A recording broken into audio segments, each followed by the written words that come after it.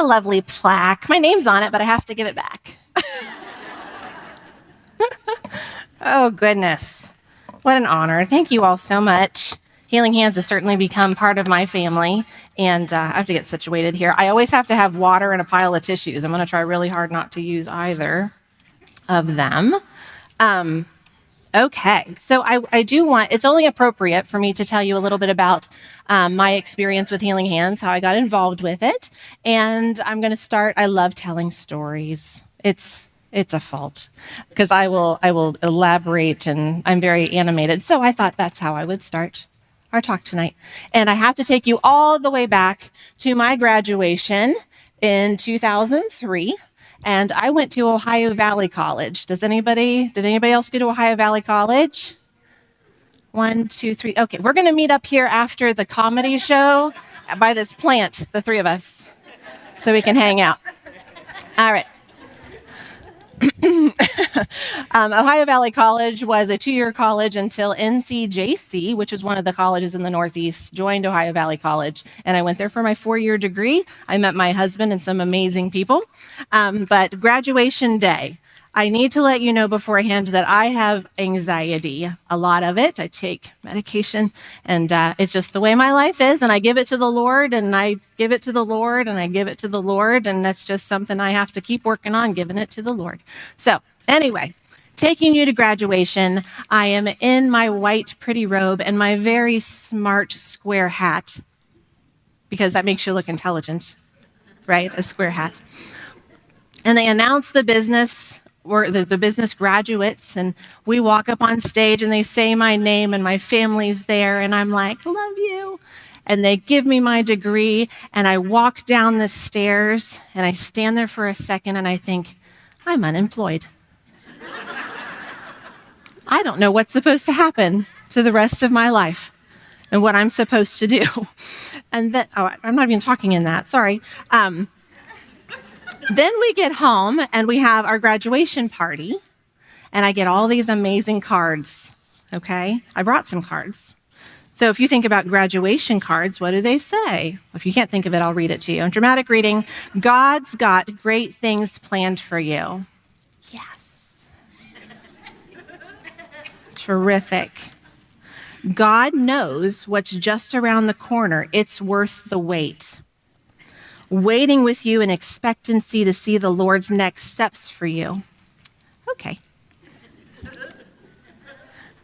The Lord has you in the right place at the right time for the right purpose. He has great things ahead for you. I really needed one of these cards to say what I was going to do. Right? These were lovely. But somebody with anxiety looks at that and says, oh no, I am now responsible to find what this thing is that the Lord wants me to do. And I was so nervous. It made me so nervous. So I'm kind of careful when I write in graduation cards. You know, I am excited to see what the Lord has planned for them, but I also give them lots of verses and say, stay in the Word so you know when you know, right? Okay. So, got the graduation cards. What I have learned in the last 23 years is that the Lord does give us these talents and skills and abilities and gifts.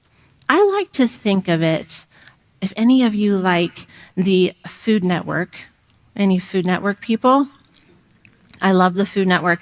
I really love the British baking show, and I never know what it is they're asking them to make, but it all looks yummy. Okay, so on the Food Network, there used to be a show called Chopped.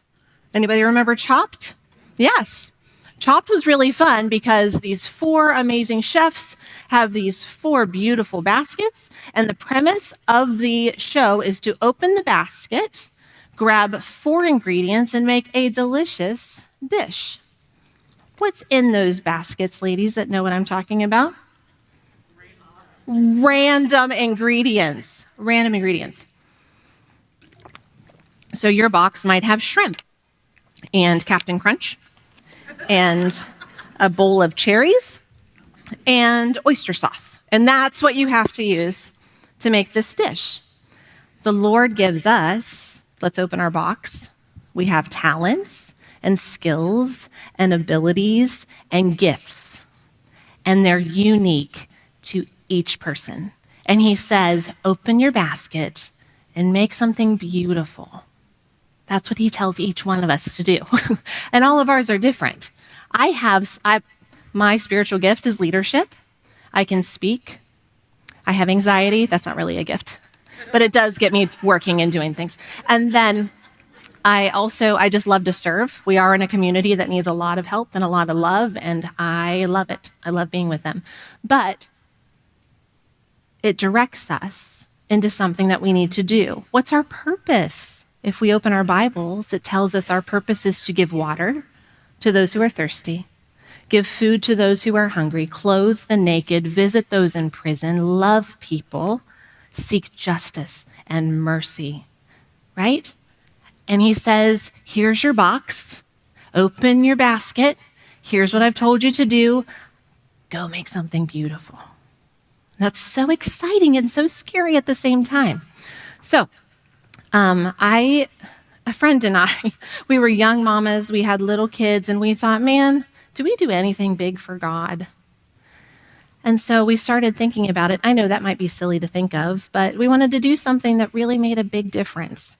And so maybe it's like this at your house. When you are thinking about something or wondering about something, you'll start seeing little prompts.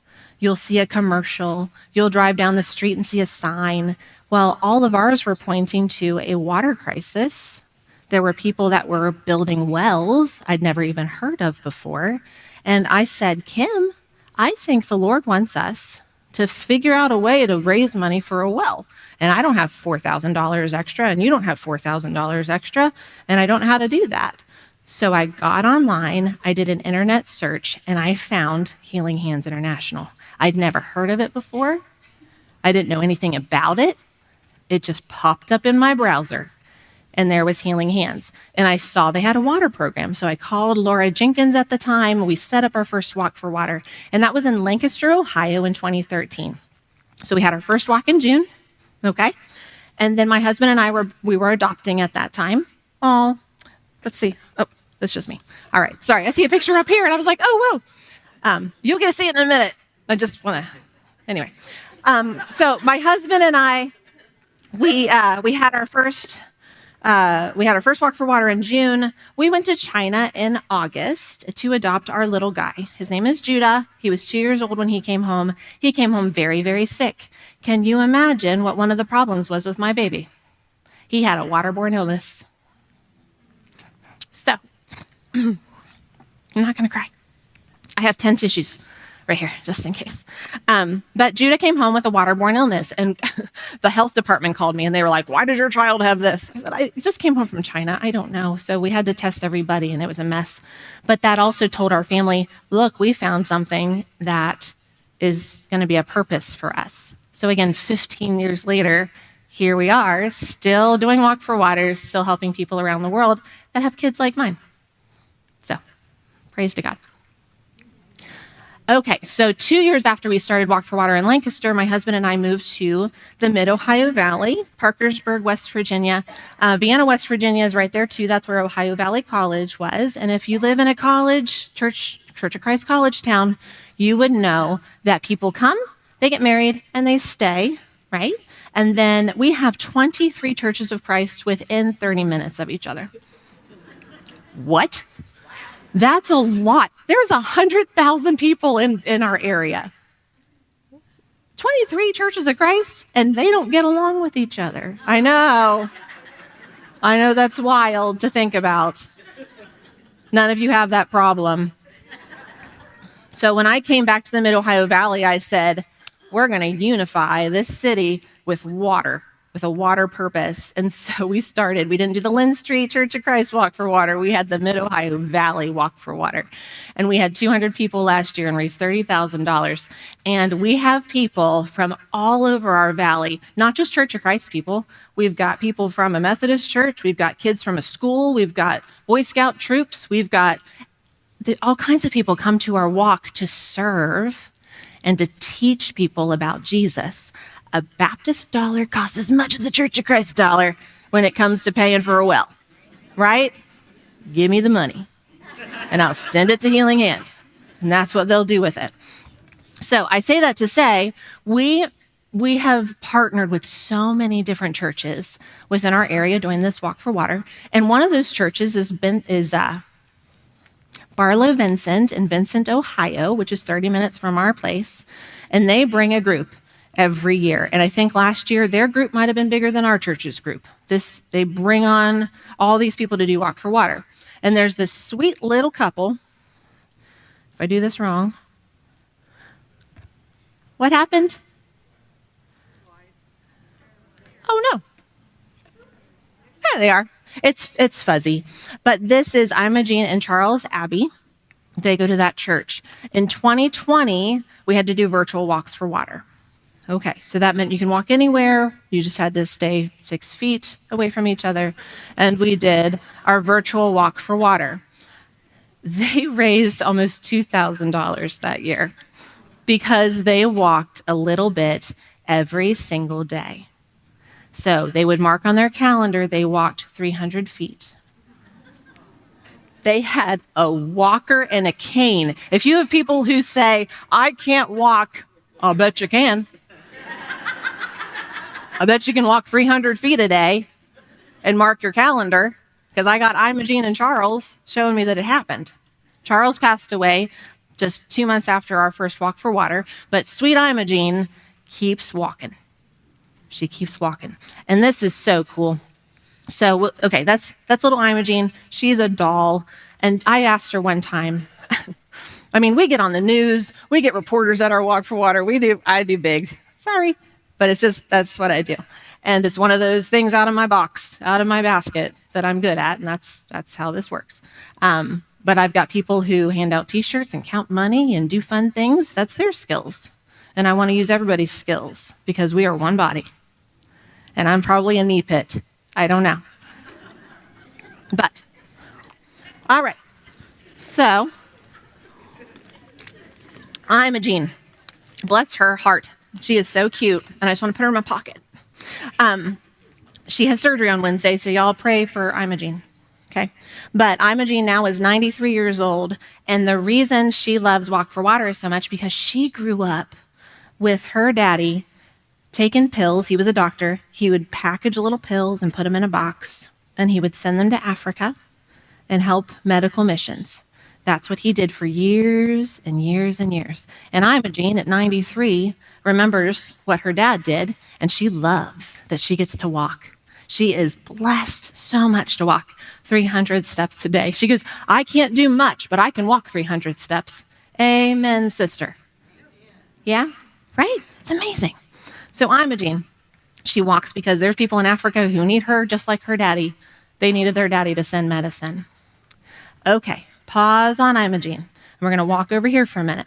I have friends that were in Lancaster, Ohio, who spent some time in Tanzania at a medical mission workshop, medical mission facility. And recently, sidebar, the friends that we made in Lancaster, Ohio, they always ended up leaving us for missions and stuff all over the world. So we couldn't keep a friend. I said, we need to make a pamphlet and say, you want to see the world? Become friends with the Blackwells. So we had friends who were in China, we had friends who were in Tanzania, and our Tanzania friends came home, and they've been home for 15 years. And I got a phone call from Kyle just earlier, 3 months ago or something, and he said, Jeri, I need your help. The mission place that we were at in Tanzania, the government's saying that their well is not sufficient, they're shutting it down. You're the water person, I watch you talk about water. Is there any way you can help us get a well? And I said, I will call. I'll call Gillian and I'll see what we can do. And thank God, Healing Hands was able to go in there in Tanzania and build a new well for this medical facility. So cool. So cool. And they have it set up where they've got solar panels and they've got pipes and they're going to different areas in the facility and they can turn on a faucet and clean water is there. Amazing. They're saving thousands of lives with clean water and teaching people about Jesus. And that's what we're to do. Back to Imogene. Because Imogene is our top fundraiser every single year. She has raised enough money to sponsor her own well. And so last year we had 4 wells that we were able to sponsor in the Mid-Ohio Valley. And I said, Gillian, can we just make one for Imogene? Can we have a plaque or something that says in honor of Imogene? And she said, sure, I think we can do that. Y'all, I got on Facebook and I started looking. And last week they posted pictures. Hold on. There, that's her last year. Isn't she cute? She's our rock star. She comes in, they're all like, Imogene. She's like, hey, where's my t-shirt? Oh, look at those babies. So I see this picture online, and it's in Tanzania. It is at the Medicine Health Organization and Healing Hands. This is where they went in to go and drill a well. And I'm like, that plaque has a lot more words than it usually has. So we're going to zoom in if we can. Can you read that?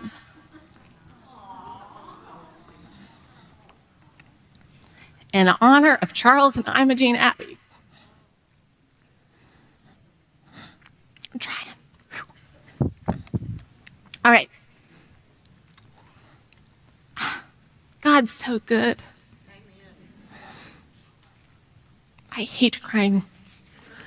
Hold on. Oh, whoops, sorry. Jeri Blackwell can never speak again. Okay. So Imogene, she grew up with a daddy who helped medical mission places in Africa. She has her name on a medical mission facility. Ugh. Y'all, I saw that on Wednesday. That was just this week. That was just a couple days ago. And I was like, shut the front door. And I called her daughter and said, you'll never believe this. You'll never believe it. And she'll say, of course we believe it, because God can do more than you can imagine, right? Y'all, you've got baskets of good stuff. Open it up. Open it up. Invite people to serve with you. Somebody one time said, wouldn't it be fun if we got there to heaven and God said, I gave you leadership and service and speaking abilities and anxiety. What'd you do with it?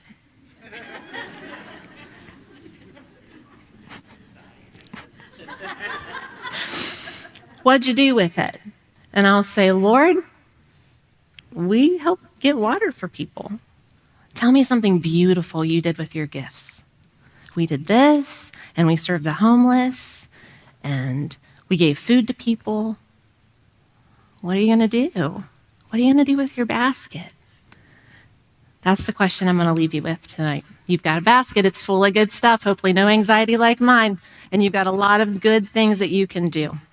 What's the plan the Lord has for you? To serve him and love him and use your basket of goodies to make a beautiful place for people to know Jesus. Thank you.